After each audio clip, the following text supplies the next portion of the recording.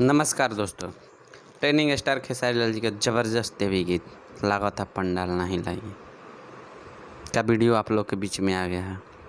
यह गाना आज सुबह लोटस म्यूजिक यूट्यूब चैनल से रिलीज हुआ है। तो आप लोग अभी तक इस वीडियो को नहीं देखे हैं तो लोटस म्यूजिक यूट्यूब चैनल पर जाएं और इस वीडियो को एक बार ज़रूर देखें।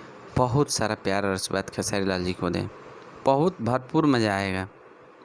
एक अलग अंदाज में खेसारी लाल जी ने यह गाना गाया हुआ है। और बता दें दोस्तों कि यह एक देवी गीत ज़बरदस्त तरीके से गाए हुए हैं, लगा तब पंडाल नहीं लगी। तो आप लोग इस वीडियो को एक बार ज़रूर देखें और ढेर सारा प्यार से बात खेसारी लाल जी को दें। इस गाने के लेखक हैं पवन पांडे जी, म्यूजिक डायरेक्टर हैं शंकर सिंह जी। बहुत ही ज़बरदस्त और सुंदर तरीके से इस गाने को गाए हुए हैं ट्रेनिंग स्टार खेसारी लाल जी। तो आप लोग इसी तरह अपना प्यार और आशीर्वाद खेसारी लाल जी बनाए रखें। और बता दें दोस्तों कि एक से बढ़कर एक देवी गीत आप लोग को देखने को मिलेगा, जिसका शूट कंप्लीट हो चुका है।